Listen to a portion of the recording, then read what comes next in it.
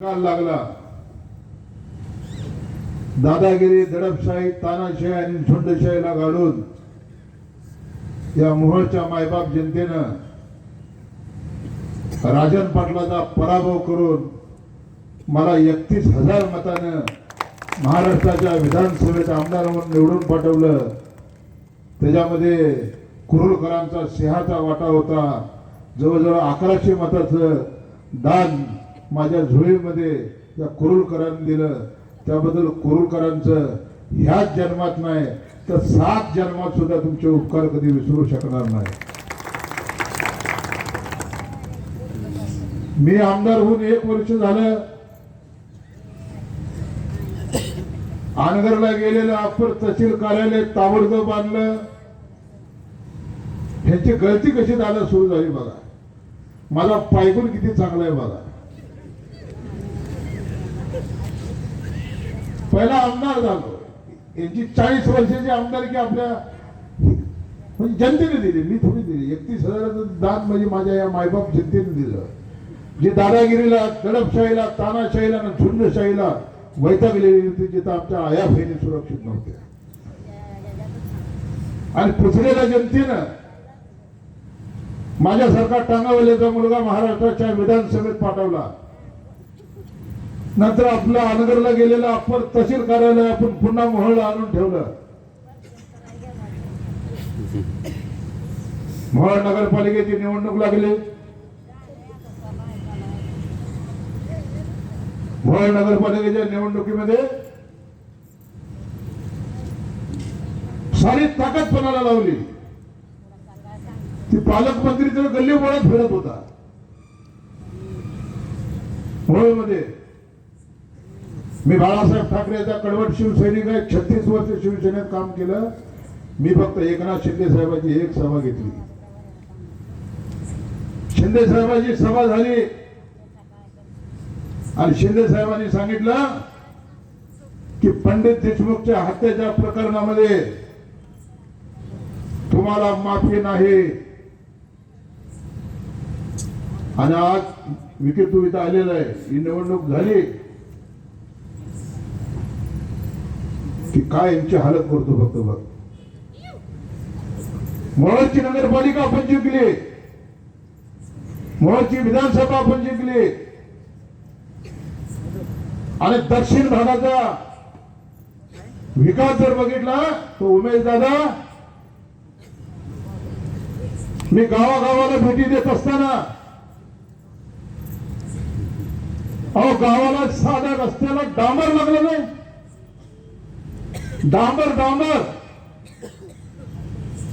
खरीकरण तर सोडा. मग कसली सत्ता 30 वर्ष तुझ्या हातात होती. कोणत्या तोंडाने तू मतं मागायला लागलाय. उमेश पाटील पराभूत झाला पाहिजे. माझ्या 3 नंबर फळीतला कार्यकर्ता उभा करतो. उमेश दादांनी सांगितलं बाबा तुझ्या 2 पोरांपैकी एकाला उभं कर. ते नाही जमलं तर तू स्वतः ये. ते बी नाही जमलं तर 3 नंबर फळीतला कार्यकर्त्याकडनं पाडतो. 3 नंबरचा फळीतला कार्यकर्ता काय मिळाला नाही. साखर सम्राट मिळाला. बाबा ती 2 कापडी राजन पाटलाजी कोरुळ गटात फिरते. राजन पाटील फिरतोय. अनगरची सगळी यंत्रणा कोरुळ गटामध्ये. अरे बाजरा, मी मोहोळ तालुक्याचा आमदार आहे. तुला 31,000 पाडलाय. पुन्हा मोहोळची नगरपालिका जिंकली. ही शेवटची निवडणूक आहे जिल्हा परिषद आणि पंचायत समितीची. तुझं जर अंड शेवटच्या निवडणूक नाही ठेचलं तर नावचा राजू खरे नाही. लक्षात ठेव. विकासाच्या गप्पा मारताय. माझ्यावर आरोप करते. आमदाराने किती निधी आणला. 8 वर्ष झाले आमदार होऊन. तुझ्याकडे 30 वर्ष आमदारकी होती. आमच्या दक्षिण भागाला साधा खडीकरण नाही. डांबरचा लागायची गोष्ट भात. हे आमचे लांडे व्हायचे युवा सकाळी त्यांच्या घरी गेलो. काय रस्त्याची अवस्था, सगळे बंगले दादा 50 लाखाचे हो मोठे होता, 50 लाखाच्या वरच बंगला असेल. अशा आमचे 10-12 सगळे आमचे बंगले होते तिकडं. आणि त्या बंगल्याला जायला रस्ता नाही. शेत शिवार हिरवगार आहे. मी त्यांना सांगितलं 2 महिन्याच्या आत 2 किलोमीटरचा पानंद रस्ता ताबडतोब तुम्हाला देतो. उमेद झाला. मी एकनाथ शिंदे साहेबांना सांगितलं, साहेब मला पानंद रस्ते द्या ताबडतोब. 500 रस्त्याची यादी दिली. मला म्हणले पहिला टप्पा तुला 100 रस्त्याचा देतो. हा म्हणले तेवढा तरी द्या. 100 मी पुढे सरकतो. 24 कोटी रुपये आपल्याला पानंद रस्त्यासाठी दिले. माझ्या मोहोळ तालुक्यातला शेतकरी आता त्या पानंद रस्त्यावर मध्ये निधी दारू मंजूर करतोय तुम्ही. अरे तुम्हाला नैतिक अधिकार काय? अति एवढे माने महाराष्ट्र अजित दादांनी त्याला तिकीट दिलं होतं काय, आणि तुम्ही बी त्याला निवडून दिला.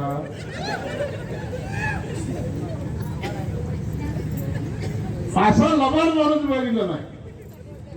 4,500 कोटी निधी आणला, 3,000 कोटी निधी आणला, 4,000 कोटी निधी आणला, 2800 कोटी निधी आणला, 2200 कोटी निधी आणला. मी म्हणलं त्या रतन खत्रीला सुद्धा लाज वाटत असेल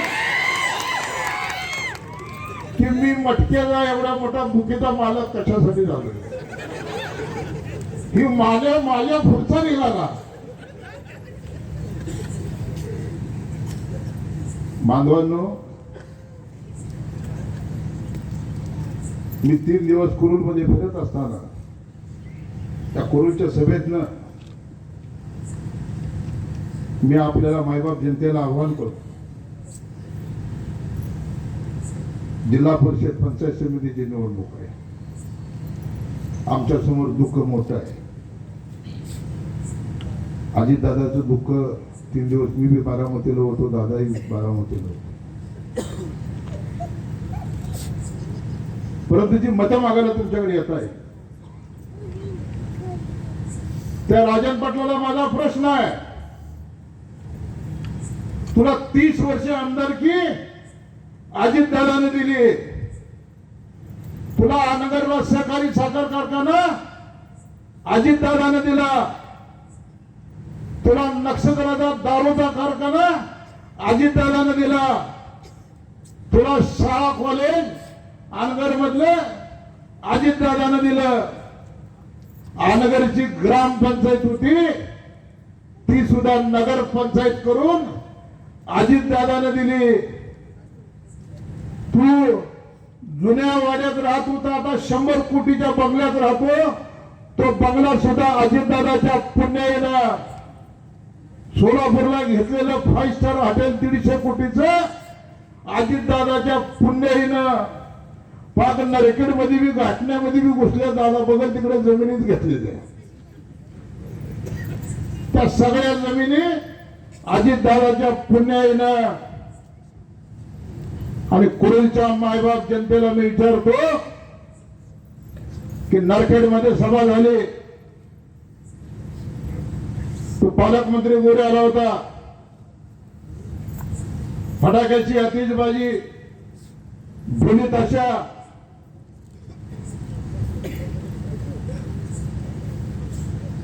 नाही ते आरोप.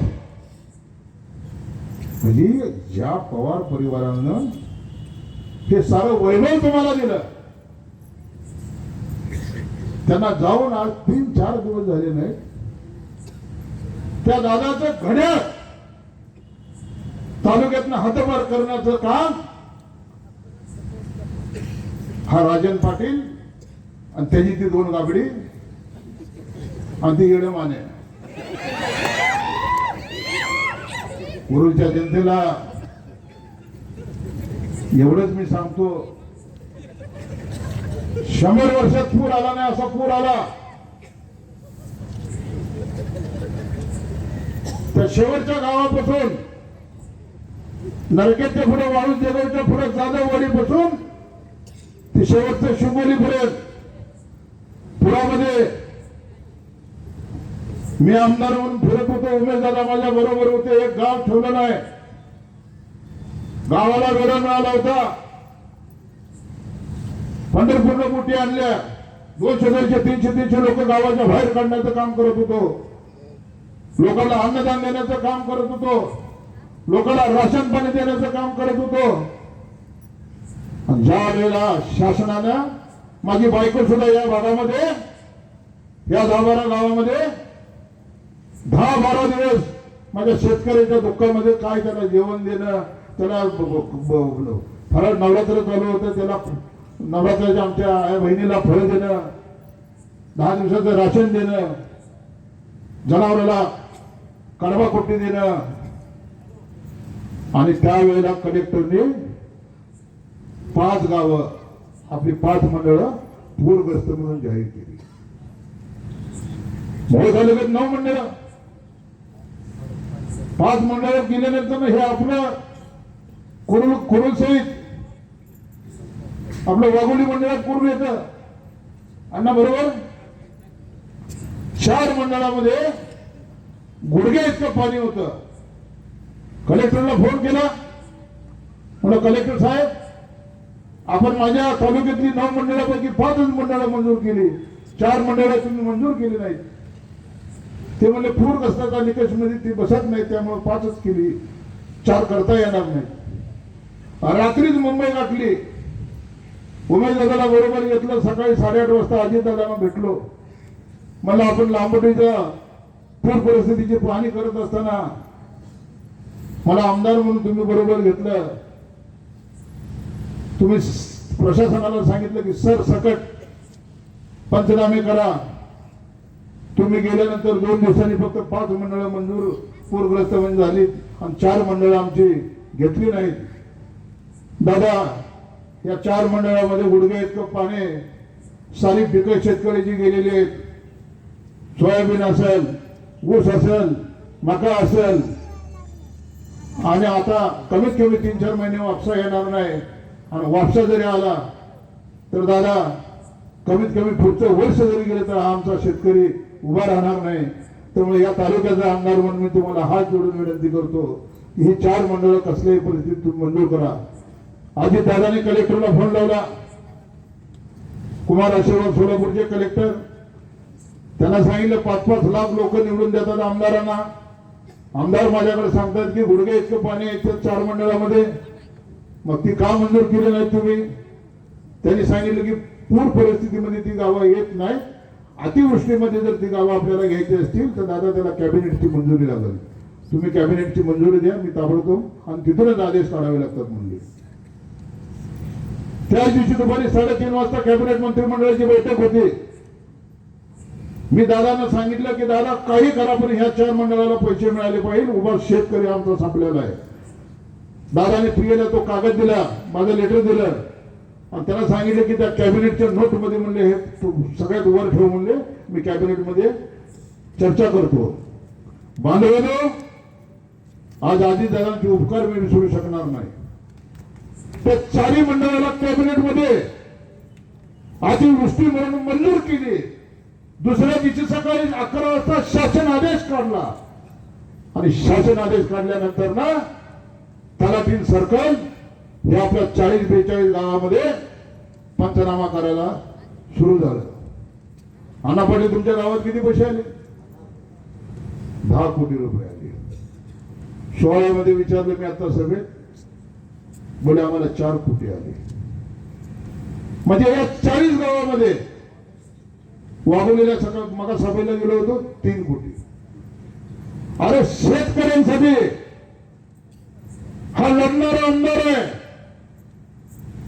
पूर आल्यानंतर ना राजन पाटील तिची 2 गाबडी कुठल्या गावात आली होती मला सांगा? ती मानक कुठल्या गावात आली होती? या शेतकऱ्यांना त्याचा आसरू फसवण्याचं काम हा राजू खरे आणि उमेश पाटील करत होते. या गावांना 40-45 गावांना माझ्या शेतकऱ्यांना ताबडतोब नुकसान भरपाई देण्याचं काम 15 दिवसाच्या आत केलं. आणि आता मत मागायला अरे वारे वा कुरुल मध्ये दादा मोठं करावं. हा एक कारखानदार इकडं दुसरा कारखानदार इकडं. बांधवानो हा हा मी या तालुक्याचा आमदार म्हणून तुम्हाला सांगतो ही शेवटची लढाई आहे. मी काल 9-10 तास कुरुलचं प्रत्येक गाव फिरत होतो घर फिरत होतो. मला निश्चितपणानं विश्वास आहे का मला 1100 मताचं दान माझ्या झोळीत कुरुलकरांनी दिलंय. काल सगळी लोक म्हणत होते आला पहिला आमदार बघितला म्हणले घराघरामध्ये फिरतोय. काय आमदार तुम्ही केलं म्हणून मी आमदार आहे. बांधवांनो ही आचारसंहितेची वेळ आहे त्यामुळे मी काही जास्त बोलणार नाही. माझा टाइम संपत आला. आता पुढच्या सगळेच उर्वरित समाचार घेतो. परंतु पुन्हा एकदा या मोहोळ तालुक्याचा आमदार म्हणून आपल्याला हात जोडून कळकळीची विनंती करतो. अजितदादाचं घड्याळ हे जमिनीवर पडू देऊ नका. आमदार राजू खरेचं घड्याळ जमिनीवर पडू देऊ नका. उमेशदादांचं धनाजी आपल्या माळीचं घड्याळ जमिनीवरती पडू देऊ नका. जसं दान माझ्या झोळीत दिलं तसंच दान माझ्या उमेशदादाला धनाजी माळीला द्या एवढी मी कळकळीची विनंती करतो. 7 तारखेला घड्याळाचं बटन दाबून अजितदादा पवार साहेबांना श्रद्धांजली वाहूया. जय हिंद जय महाराष्ट्र.